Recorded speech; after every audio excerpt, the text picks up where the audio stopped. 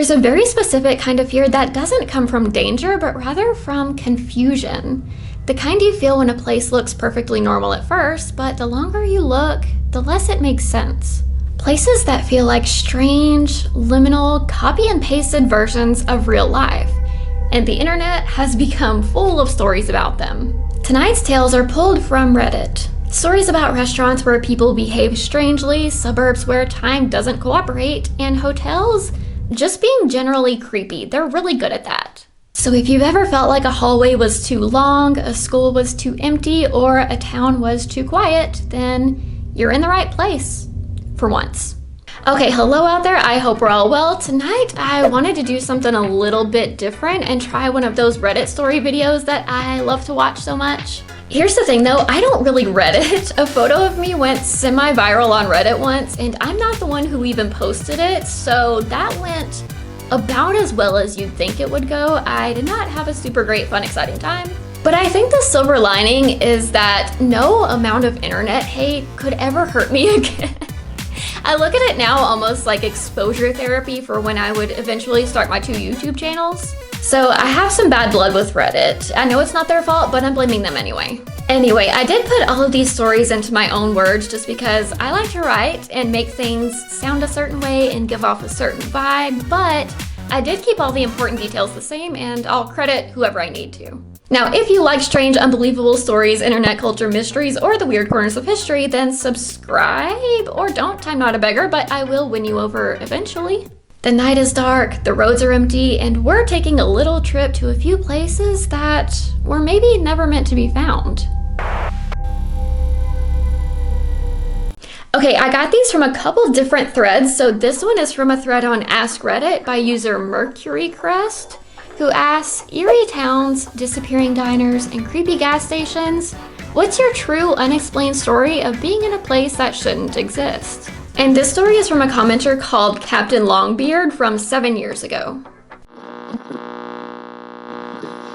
A group of friends on a road trip late at night, because of course it starts that way. About 17 years ago now, they were driving through Illinois on their way to Chicago when they stopped at Taco Bell. By all accounts, the restaurant was completely ordinary, fairly busy, people eating, talking, moving about, but immediately something felt wrong. Not dramatically horror movie wrong at first, just subtly off in a way that's kind of hard to explain. The workers behind the counter spoke in this strangely flat, rehearsed monotone, in phrases that didn't make sense. Every interaction sounded practiced, artificial. The group noticed it, but nobody said anything. They sat down with their food and listened to the conversations happening around them.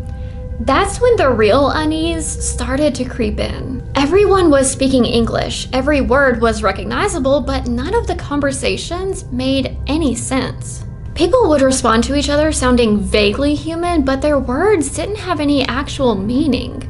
Just fragments, prepositions strung together awkwardly, forced laughter at moments that didn't fit. It wasn't conversation. It was like AI is trying to imitate what talking is supposed to sound like robots speaking at each other. The closest comparison they could think of later was those videos online called What English Sounds Like to Non-English Speakers. Technically communication, but completely hollow. Okay, so to be fair, working at a job like fast food, especially late at night, you might pull innocent little pranks like this, anything to make the time go by quicker, but the customers were doing it too. At some point, without saying a word, the entire friend group apparently reached the same conclusion simultaneously. They all looked at each other with that silent expression people get when they realize everyone else is noticing the exact same super weird thing. Nobody had wanted to acknowledge it inside the restaurant. They just finished up, walked outside, got back into the car, and immediately started confirming what they'd all experienced. Every single one of them had heard it. Now, to this day, they jokingly refer to the place as the NPC Training Center because the people inside didn't feel real, just almost real, like Uncanny Valley almost real. The writer later clarified a few things because naturally people assumed drugs were involved. According to them, nobody was high. In fact, they were all pretty straight edge at the time. The food orders themselves were all perfectly correct. Somehow, despite conversations that sounded like broken AI-generated dialogue years before AI dialogue became a thing, they still knew how to make food.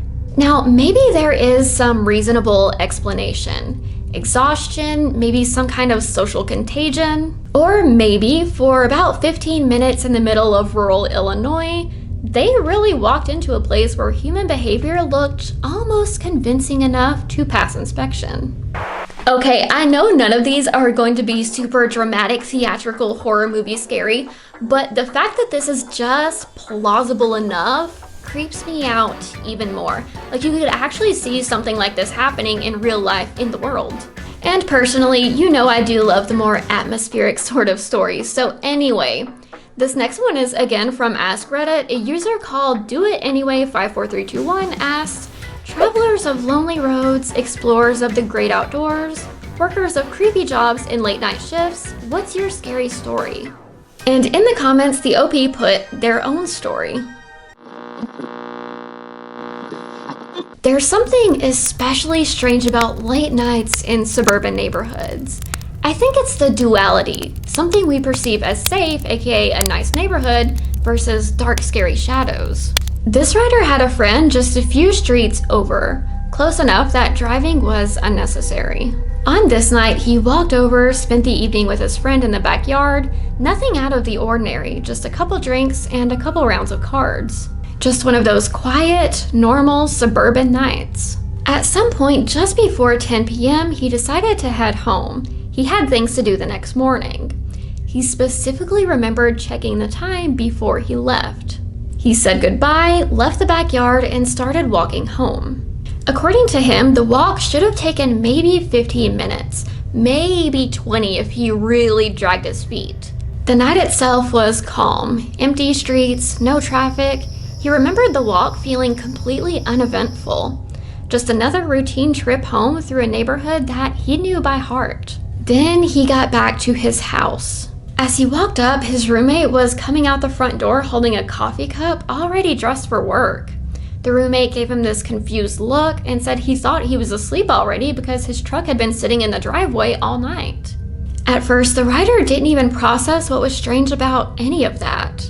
He just casually explained that he'd been over at his friend's place and then asked why his roommate was leaving for work so late at night. The roommate laughed a little and asked if he was drunk. He told him it wasn't nighttime, it was after 5 in the morning. Imagine that moment for a second. Standing on your own front porch, absolutely convinced it's around maybe 10:15, only to realize you have lost hours. He said they just stared at each other for a few seconds because neither one knew what the other was talking about. But then he checked his phone. 5-something a.m., 7 hours gone. But his memory was so clear until that point. He remembered leaving the backyard, the walk home, arriving at the house. There was nothing in between. No stopping anywhere, no falling asleep, no confusion, grogginess, no feeling like he had blacked out. In his mind, the walk lasted exactly as long as it should have, about 15 minutes. After his roommate left for work, he said he just paced around the living room trying to make sense of it. Eventually, he called the friend he'd been visiting. The friend answered, half asleep, and confirmed everything. Yeah, you left around 10 last night. That was the last confirmed point in time that anyone could account for. The writer said the whole thing still bothers him years later because there was never any explanation. He wasn't drunk, he had only had a couple beers. He had no history of medical episodes, sleepwalking, blackouts, or anything else that might explain losing an entire night without realizing it. Maybe there is a logical explanation somewhere. Maybe he dissociated, maybe he somehow fell asleep somewhere and woke up disoriented without realizing it. Or maybe there are things in this world that we can't explain. Because we all trust time completely. We trust the invisible continuity of our lives. You leave one place, you arrive at another, it's pretty simple. But every once in a while, someone experiences a night where that continuity seems to break. Okay, these stories where people are just inexplicably missing entire hours of their lives freak me out a whole lot. Because what if it doesn't stop at hours? Could you be conscious and still miss days, weeks? Where is the line? Let me know if you want a whole video on just those at some point, but for now, we're moving on. Our next tale is from the same thread, and it seems the account has been deleted, but this story is very strange. Grocery stores after dark are their own kind of liminal space, or maybe they just feel that way. The fluorescent lights humming softly as they keep the dark of night outside. Sometimes the graveyard shift only feels strange. Other times you happen upon a cursed clove of garlic. It could really go either way. This story comes from someone working the night shift, helping another short-staffed store across the town, so already in unfamiliar territory. Late that night, a woman came through the doors. She was clutching a Bible and seemed frazzled, but otherwise normal enough. She comes through the line buying a bag of chips, ranting about sickness and how she had eaten an evil spirit disguised as a clove of garlic. The writer laughs a little to herself, thinking the woman is just joking around with her. If you've ever worked graveyard shift retail, you know the strangest people always seem to appear around closing time. But she wasn't joking. The woman pulls out a piece of garlic from her pocket and lays it on the counter, claiming it's a demon trying to possess her. She starts to ask the writer if she believes in spirits, and tells her that she believes the writer to be 1/3 angel who was sent to Earth to help her expel evil spirits. Which is kind of a lot to put on a cashier at 3 a.m. She leaves the garlic on the counter, telling the writer that she'll wait for her to deal with it. And then she walks out into the night. A few days later, around 2 a.m., the writer is back at her original store. And guess who pops up? She comes through the line again, buying some candy, talking about jade jewelry, incense, and asks the writer if they'd met before. Casual 2 a.m. conversation. It wasn't strange until the writer realized she had never seen the woman enter the store, and she definitely hadn't heard it. They had loud anti-theft sirens that blared when the doors were open and shut off when they closed. And the writer had been in the front of the store at 2 a.m. the entire time. She would have noticed her come in. The woman hangs out for a bit and then rushes into the restroom. She doesn't come out until 6 a.m., which is even more strange because the writer had cleaned the restroom shortly after the woman had gone in, and she'd been nowhere to be found. No feet under the stall doors, nothing. She had managed to somehow slip out or hide somewhere while the writer was cleaning and then leave hours later. But grocery store bathrooms are not really known for their hiding spots, and there was no window to slip out of either. The writer says she even looked at the ceiling to see if she was Spider-Manning in the corner, but no. Where was she for 4 hours? No one knows. Maybe the woman was mentally ill, maybe she slipped out somehow, maybe exhaustion and fluorescent lighting just distort reality after enough hours awake. But night shift has a way of making ordinary places feel thin. Like the world gets quieter after midnight and strange things can move around more easily. A grocery store at 2 p.m. is just a grocery store. A grocery store at 2 a.m. feels like the back rooms with produce. Deep down, most of us have had at least one moment late at night where reality feels slightly out of alignment. Just enough to make you wonder if you actually saw what you thought you saw. And if nothing else, maybe don't accept pocket garlic from strangers after midnight. Alright, never thought I'd be talking about cursed garlic on YouTube, but here we are. And that's weird enough, but the fact that she just materialized inside the store and then disappeared for hours is very freaky. Now, our next story is again from the same thread by user baldbusinessman9000. Fantastic. Now, if you're anything like me, you used to count down the days for the school book fair or ball games, not because you really cared about those things, but because being in the school after dark was so eerie, but in like a fun, comforting way. But sometimes, especially when you're the only person there, things can take a dramatic turn for the weird. On a snowy night in the mid-90s, our writer was in the 7th grade. School had just closed down for Thanksgiving break. So he was at home watching Fire in the Sky, which is already a pretty creepy movie, as the snowstorm raged outside. His mom asked about an assignment that he had needed to finish before school reopened, and he immediately felt that dreadful feeling in the pit of his stomach. He had left it at school. Now, most parents would have said, okay, well, I guess you'll deal with it after break, but his father was one that just always wanted to help. So around 9 p.m., he drove the rider through the snow to the school to see if they could sneak in and grab it. Which really feels like the opening scene of a horror movie, but I digress. They pull into the empty parking lot, snow drifting across pavement under the glow of yellow streetlights. The school looked dead, but when they approached the empty building, they heard music coming from inside. Soon, the rider is pushing and pulling on every set of doors. They drive to one of the main entrances, and it's locked. But there's a large backpack vacuum and a hose lying on the floor. He starts knocking and yelling because I guess so much for sneaking, but all to no avail. The next entrance, exact same thing. After trying all the other doors, he realized that he hadn't tried the one leading to the school's cafeteria. And of course, that one was open. The rider told his dad he'd be back in 10 minutes, and he stepped inside alone. Once inside, the music was much louder. Surely it was just on for the cleaning crew, if there was one. Walking toward his classroom, he noticed random piles of cleaning supplies left in the middle of the hallways, like staff were in the middle of working and just dropped everything. He started yelling out, "Hello, is anybody there?" looking for any sign of life, but there was no one. Downstairs, the janitor's room was open, glowing with the only light in the school. Part of him thought that maybe somebody was finally inside. Another part of him was just curious. As a kid, the janitor's room felt like one of those forbidden places you were never supposed to see. Creeping inside, it was bigger than he expected, but he barely noticed because of what was actually in there. There was a long table set up with plates, fresh food, and drinks like a full potluck Thanksgiving dinner.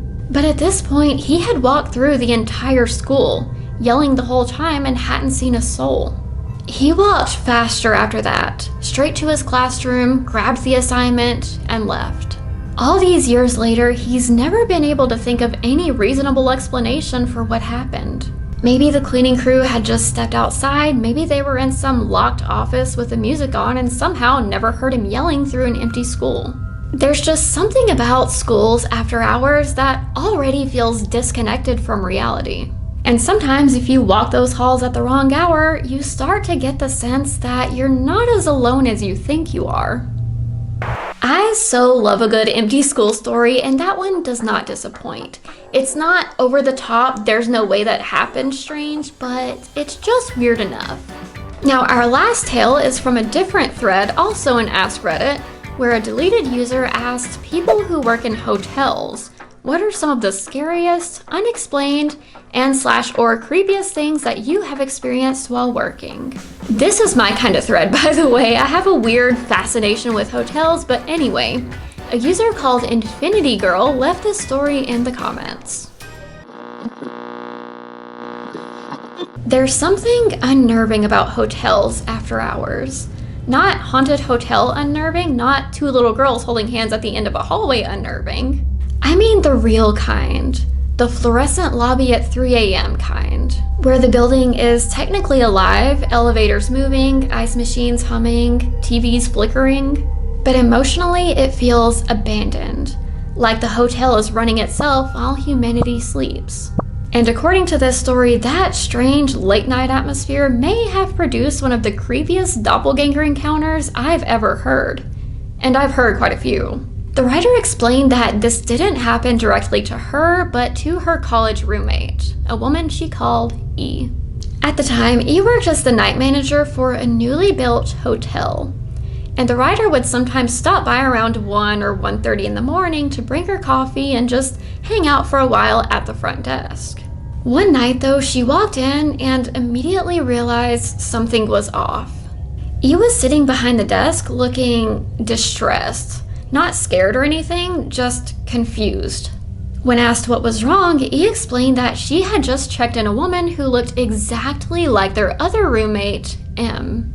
And not vaguely similar, not same hair color similar. She meant identical. Same height, same hair, same eyes, same southern accent, which stood out because they lived in the north where accents like that were relatively uncommon. According to E, this woman could have passed for M's twin without hesitation. A doppelganger. When she checked in, E tried to joke around with the woman a little, even attempting to show her a photo of M on their phone. "Look, you look just like my friend." But the guest refused to engage. Every attempt at conversation got shut down immediately. Just enough interaction to check into the room and then leave. Eventually, the two roommates shrug it off as a bizarre coincidence. After all, M wasn't even in town at the time. She was supposedly visiting her parents. So they drank their coffee, chatted for a little while longer, and eventually the writer left shortly after 2 a.m. Around 2:30, after getting home and pulling into her garage, the writer checked her phone and saw a flood of frantic text messages, all from E, all sent around 2:17 a.m. Stop, not funny, you guys suck, what the hell? She had absolutely no idea what E was talking about, so she called her. E answered, sounding completely hysterical. She explained that only minutes earlier she had looked down the hotel's main hallway and seen both of her roommates standing silently at the far end of the corridor. Not just the writer or just M, both of them. The writer was even wearing the same clothes as earlier that night, just standing there, staring at her. Then the front desk phone rang, and in the few seconds it took her to turn away and answer it, the hallway was empty. Both figures were gone. At this point, the writer was trying to calm E down over the phone, while also processing the fact that she was currently standing in her own garage, nowhere near the hotel, and M was hours away visiting family. The next morning, the two of them tried to rationalize everything.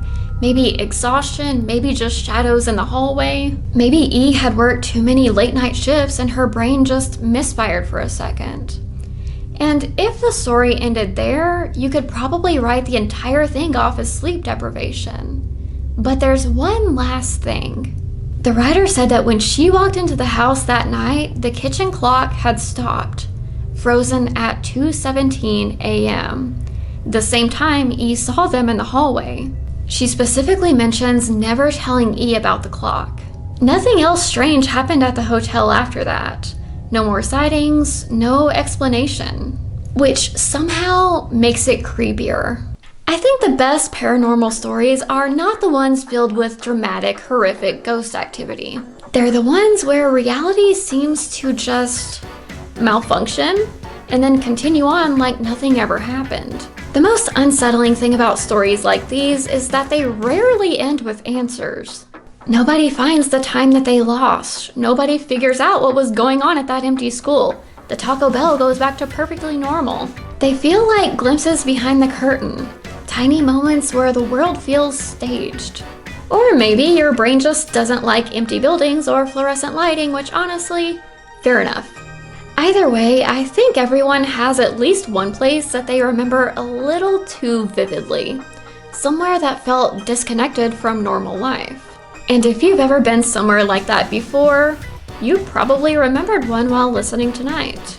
Alright, and that is a wrap for tonight. Thank you for coming over, and as always, if you have any strange story ideas, please feel free to comment them or send them to this email and I will get to them. And with that, I will see you next time. Good night.